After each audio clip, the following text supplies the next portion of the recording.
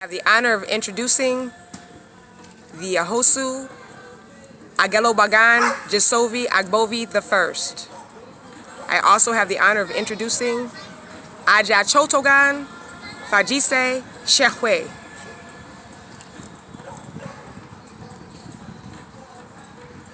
Thank you. Please tell the viewers who you are. My name is Ogan Oyabemi Shehwe. Thank you for your introduction. For those who may not be familiar, Ganlodo has we are actually still in the process of celebrating our Huetanu, our New Year celebration. And this is the year 6261 in our calendar. AX, or the year of the clan. And we always like to take stock of the previous year and the year to come. And so we can spend a little time talking about that, Kabiyesi. But we also want to let the viewers know about some of the conceptual ideas regarding our calendar system, the importance of it, why it's relevant for our people. But let's start with, if Kabiyesi would, a quick summation of the previous year and a brief forecast going into the new year for us, 6261. What it looks like for Africans worldwide, what it looks like for the global situation worldwide, and we can just start with that. Well, I would say people that like easy questions, maybe give an easy answer. That's like the best question a person can ask us. We did a forecast of 6259 that still fits this year, 6261, and it's still going to fit 6271 and 81. It's real simple, jacked up. We went in, we did a video about it. It was on our YouTube channel, Ganlodo, and so we go in on it right there. And then we figured we didn't have to say anything too much after that because it's nothing really changed. It's nothing new to really break down. So the answer, unfortunately, is Africans are going to continue to unfold, unravel, due to not just non-African beliefs, but also non-belief. We made a video said there's no black unity without African culture, right? And we specified black, we specified African. There's a reason, because there's a mentality behind being black versus being African. There's no black unity because black is at the low level of trying to go into this level of sovereignty. So there's no black unity without African culture. People every year they do these readings of the year and all that, and they tell you about all this E-ray that's supposed to happen, but it never happens. That's because they're not maroon, and they're not dealing with reality. They're not dealing with the elephant in the room, the pink one, the white one, the yellow one, whatever. And the one that's not seen. And the one that's not seen is usually the internal rot. And that's what we're dealing with. That's the forecast for African people this year. The internal lack of responsibility, lack of respect for their own. When we say own, their own ancestors or their own people, physical. So there it is.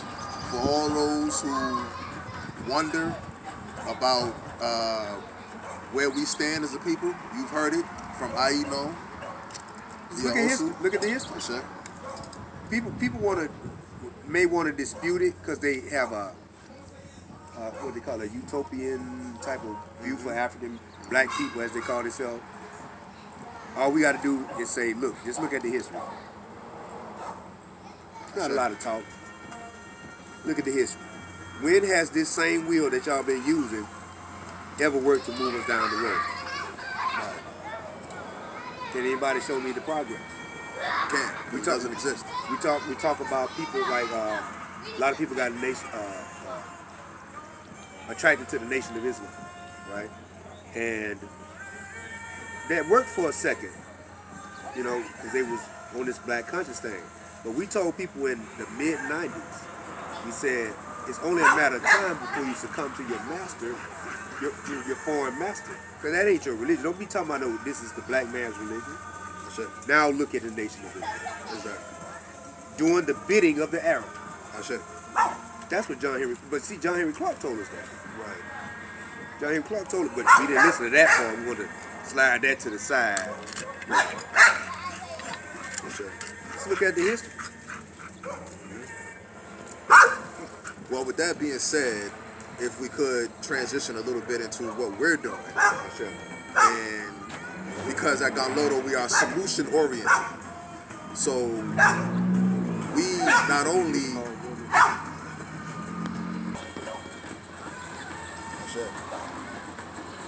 so as we transition into talking about what we do, the solution oriented focus that we have. As was mentioned, we have our own calendar. For those who are not familiar, it's at least 6,261 years old as of our New Year day. And would I, be so kind as to talk about why it's important for African people to be interested in applying their own timekeeping systems for the benefit and the freedom of African people. Why is that necessary? Or is it necessary? Very necessary. A lot of people talk all this once again. No offense to anybody that's about black power. We are about black power at Ganlodo also. It's African power. So we use certain terms. We're not at you personally. But a lot of people talk about black power and all that, but they don't have the tools, or they have not implemented the tools for black power. Black power is culture. Of course, that means African power. It's not black anymore. It's African. John Henry Clark said, "Hey, show us on the map the country of Africa, the country of black, right? You know what I'm saying? Show us a tribe that's named black." And he said, "You will never be able to do it." And this is a fact. When it comes to timekeeping, that's a big thing our people neglect. If you don't have your timekeeping system, if you're saying F the enemy, F the oppressor, F whitey, the cracker, two-bar, Yovo, Oyinbo, what's another one? All the ones that we use, that's cool. But then you don't have your own calendar. You don't have, your concept of time is still tied into your enemy. And your enemy, because you are tied into your enemy's concept of time, you're tied into your enemy. So people think that, I dropped Christianity. Islam's a bull job.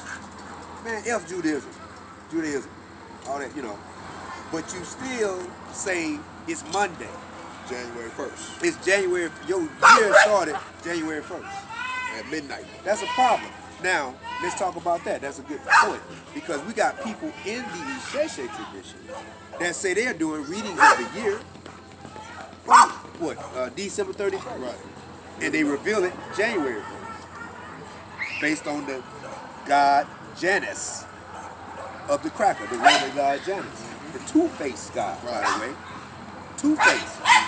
Good explanation for crackers anyway, right? And they're black light. So you can't, nobody's gonna take you serious if you don't have your own calendar. Now, we're not talking about an African version of cracker calendar.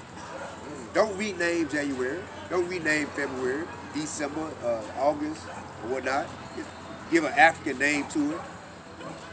But your beginning of your month still starts at the beginning of their month. They got you. They ain't worried about you. You can wear all the galas you want, Ashoke, Akbadas, whatever. They like, well, shoot, they just gave an African name to what we do. with all due respect to Juneteenth, it make us think about Juneteenth. The crackers told you were free on that day. That's a major celebration for you? And they only told them they were free in one little area. In that area, yeah. Galveston. Right. And they told them 2 years later. Right. Oh, by the way, you was free 2 years ago. Right. So, our calendar, for example, we talk a lot at Ganlodo about the importance of venerating and worshiping and honoring our ancestors. That's a central focal point for Ganlodo, is our ancestors. That's our foundation. So, how does our calendar strengthen our relationship with our ancestors in a functional way? I mean, because we tune into our ancestral time without nobody else's time. It goes back to some of the things we were saying a minute ago. We're tuned into their time. And we're gonna give this one to y'all Isheshe and plagiarizing for free. The name of our first month is Kulito. Kulito. Should we get the definition on that? Look it up. Yeah. But it's tied into what the chief, the Ganto is saying. Ganto means chief. But our first month is based on ancestors.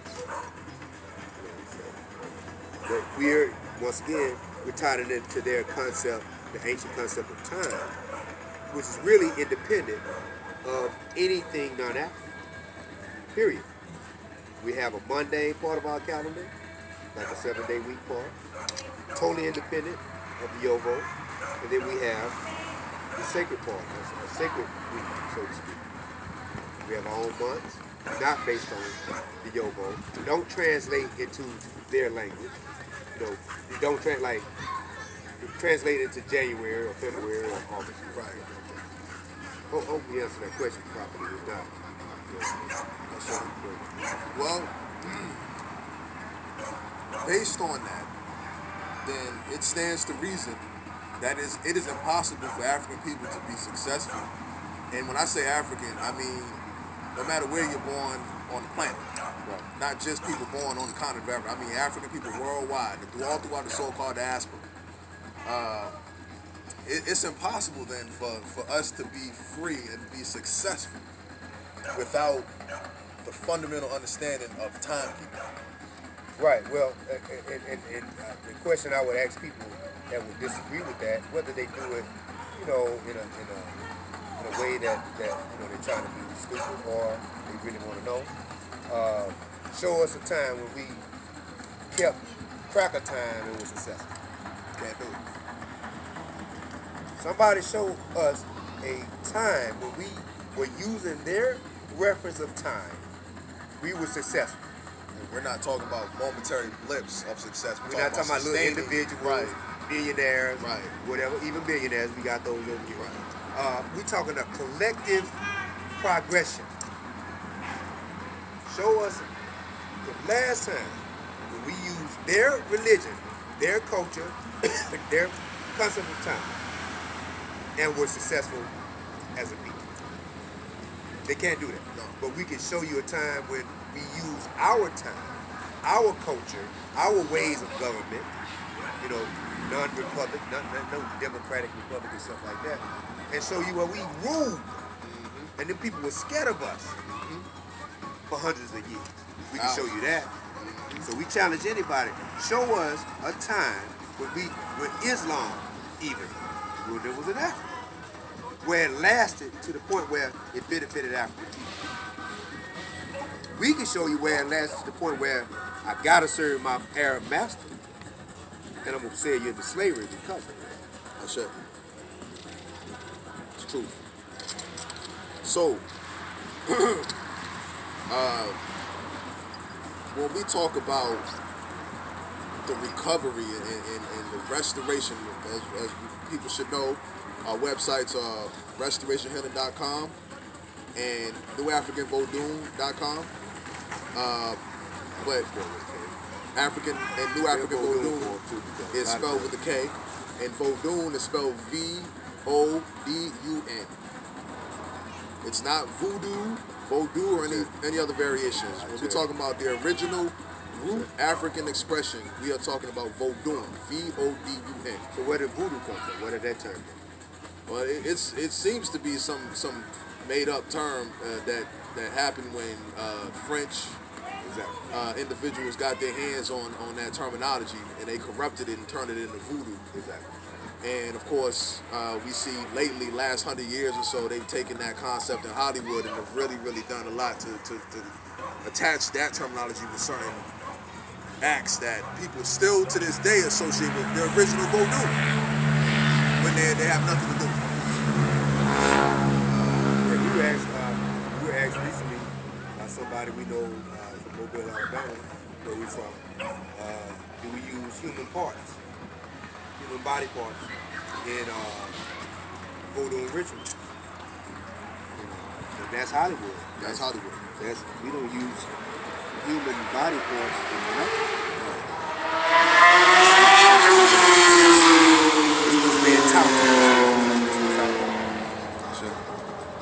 So, when we talk about sovereignty, we have physical sovereignty, but it's impossible to have physical sovereignty without mental sovereignty. And we just illustrated the importance of the timekeeping element of that. What other elements are important for the mental and physical sovereignty of African people in addition to timekeeping? In addition to time. I should.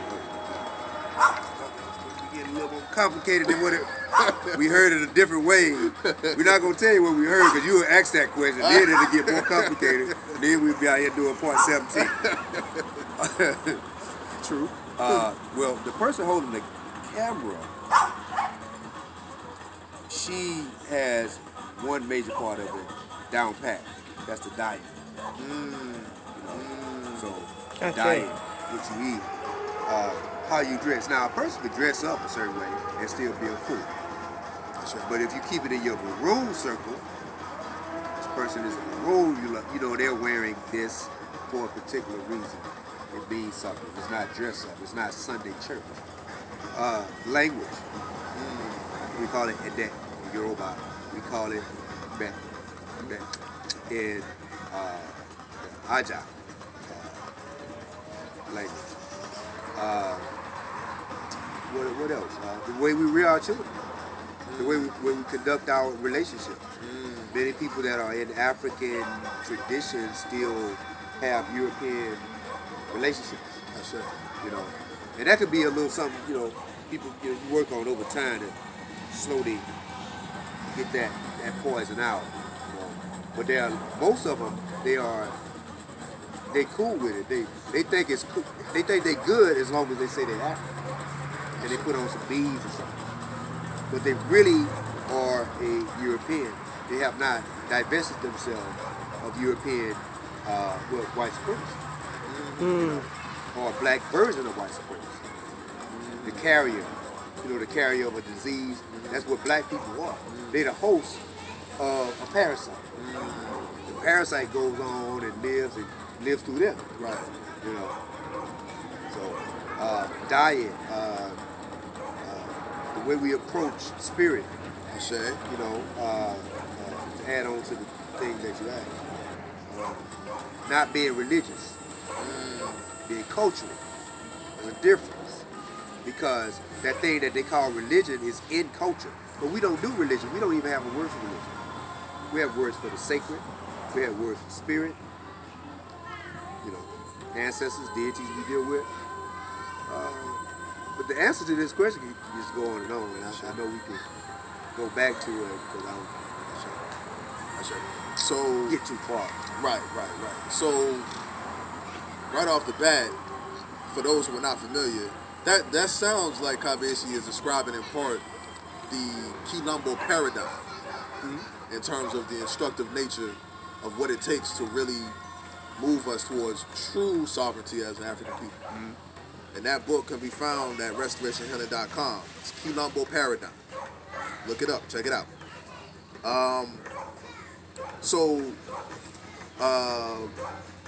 Okay. If we are going to discuss the idea of sovereignty, which is key. What is it that, because we hear Ainon, and it's all throughout RestorationHunter.com, all throughout NewAfricansVoldun.com, this term maroon.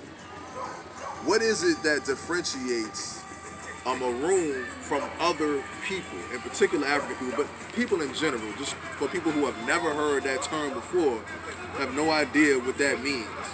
What is a maroon, and why is that so essential to what we do, our thinking, and our activity at Ganlodo? Well, we want to, first of all, because people look up maroon and then they start finding out about the Jamaican maroons and whatnot. Sellouts. And then, yeah, they'll see some disturbing stories. Right. Those people, those Traders. well, those societies started as maroons, and then they became something else. So they did not end up being maroons. A maroon is one who is, who he or she, well, he and she, they quartered themselves off from degeneracy. The whole concept of maroonage is to separate yourself from whatever, usually foolishness. But it's also the road to sovereignty. A separate place, but the separate place starts in the mind. So the physical place, like we sitting on this land right here, this started when you had an idea, well, I want to move somewhere or whatever. I want to buy some land to get a house. It started here. Right. And now, here it is. This is where we're at. So a maroon starts in the mind. If you're not a maroon in the mind, no, it's not going to work. Because you can get a land, get some land, claim you're a maroon, but at the same time, you still think like the yoga or think like the enemy within you.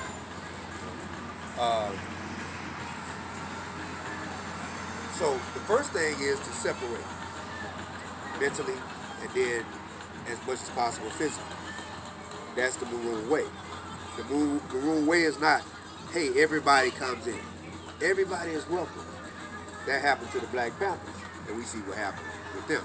People want to say COINTELPRO and the government is the reason that the Panthers are not in existence or went down. No, that was an internal thing. The COINTELPRO, the government, just capitalized off of the internal thing. And one of the biggest things that the Black Panthers had is what they did not have. They did not have culture. You see what I'm saying? So, with all due respect, we love the South of School, we love UPD. They inform our movement, but they inform us in a way of what to do and also some things what not to do. Our doors are not open. That's maroon. The doors are not just open. A lot of people don't like that. Like, well, where can I find you? No, you can't find us. Right. You got to talk to us. You got to know you before you find us. So, how does the concept of character, in particular, play into the concept of maroonage in general? Well, it goes back to the original real maroons. They call them quilombo in Brazil. They call them palenques in certain parts of South America, and maroon societies in Jamaica. You had to prove it. You had to be initiated to become a citizen of the society that's separate. The African society that separated themselves from the cracker. Many of them were, as some people call them, enslaved. They escaped and whatnot. Some of them never made it to the plantation, and they joined the maroon society. They really were monarchies. They really were kingdoms, as a lot of people call them. When the cracker writes about them, they like to say society, a settlement. Right. Well, America is a settlement then, if you want to do that. No question. England is a settlement. Portugal is a settlement. Right. So what are they talking about? Right. But so back to character, we call them Iwa, or Jijo, in Fong. Your character had to be tested before you could be accepted for consideration. Then after that, you were blindfolded and taken to the maroon society. You're blindfolded because just in case you was a sellout, just in case we missed something, you don't even know your way back. You don't know your way back. So we gonna get you. That's real maroon. And that's what the Maroons of Jamaica, the Leeward Maroons and all them, they lost that. They lost that. Right. Because they even had white folks in there. And they even got to the point where they were making deals with the English, right? To where if they captured, if they came upon another African who was trying to escape from captivity, they would turn them in to the English, in order to maintain their quote unquote sovereignty as their community, in order to ensure their own safety. Right. That was one of the conditions that they had to sell. They had to return the new. So yeah, no, they totally lost their way. Right. So to briefly return to the calendar concept, with all of that being said, is there anything I would like to speak on regarding the specific nature of how our calendar helps us to maintain that integrity? Are there examples of it within the calendar itself that help us to identify ways to maintain that integrity, to maintain that purity, that cultural purity and strength of mind within our calendar? Are there things that help us do that? We don't want to give too much about the calendar to certain home watchers right now. And for those, we'll say this, for those that are sincere, you always contact us. I'm pretty sure John told me to get the email before we get off. People plagiarize our stuff. So we don't want to give too much about the calendar. Unfortunately, it's like that. But we will say this. The calendar is a framework of discipline by itself. That's right. It's a framework of discipline on its own. Outside of the other, discipline based on our maroonage and black nationalism. I said. So, not trying to skirt your question, but we don't want to give these enemies too much either. Well, that's the reason I asked it. Because I say that because I wanted people to hear that. We don't just say anything to anybody because we are consistent. We just got done talking about maroonage and how we are a separate entity. We pull ourselves away from the degeneracy of the greater nation or neighborhood or whatever it is. And that's an example of it, that people have to earn the valuable and privileged information that we have. If people that are sincere to find out more about what we do and who we are, they are welcome to email us at ekaabokilombo@gmail.com. That's spelled EKAABOKILOMBO@gmail.com. That's ekaabokilombo@gmail.com. And with that, is there any other jewels that I would like to give to the listeners and watchers? I don't know about jewels, but I'm going to say that for us as Maroons at Ganlodo, our year is coming in very positive, very smooth, very peaceful. We would like to say that the young lady behind the camera might have changed the weather. We're going to put on, you got to speak too before we go.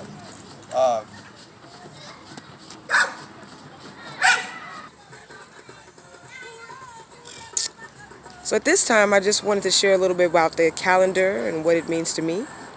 For me, specifically, it's a guide, a helpful, not that I need a reminder, but it's a helpful tool to be mindful of our ancestors, the deities, and as well as our family, my way. I look forward to someone and everybody here on this video being able to purchase their own calendar and to look forward to getting those kind of information so that their family, their ways can be prosperous in this new year as well. So for any more information, again, you can contact Ganlodo at akabo.kilumbo@gmail.com. Odigba. One real quick. Who made the hats that we're wearing? Made these hits. I did make these hats. What is this here that Ainon is wearing? The Ganlodo Hosu is wearing the hat that you made. What is this? Briefly, just real quick, a little bit about the hat. This particular hat is made from velvet. It has gemstones, crystals made and applied on. This is also applique. This is a crocodile. This was made specifically for the Hosu. I was pleased and honored to be able to make this. Why the crocodile? Why is the crocodile on it? The crocodile is a very important. The crocodile is the personal totem of the Axosu. The Axosu has a totem. Also, the Ganto or the chiefs also have totems, as well as individuals can actually have totems as well. And so, as we can see here on the They all do. Ache. If you're African, you have to. Ache. And So like if a individual that was say about culture some kind of way, say, hey, I want a hat. They won't wear this hat. This is for the host. But I want we call it gola, the gola hat. It's a round hat. So any individual can have that hat with their totem. Ache. They're actually encouraged to do that. Ache. And totems are usually discovered through the oracle. Well, yeah, for us, but family history. Yes. The oracle will reveal that. Yeah, we have to go through all that because recover that information. Yeah. That's right. And Ganto is wearing a fila. That's right. Beautiful piece of work. What is a fila? What is a fila? Fila is a traditional hat worn by men in the culture. Which culture? Yoruba culture? Yes, to answer the Ganto's question, it is a Yoruba word that it's a word that the Yoruba use, but it's originally a Hausa. Hausa meaning hat. It means head covering. Odupe.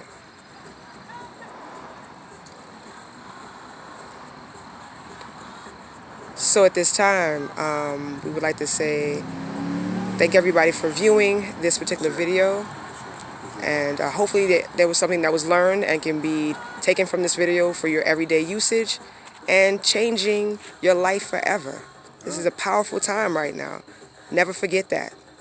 Make those choices to move you in the correct positions, to always respect your ancestors.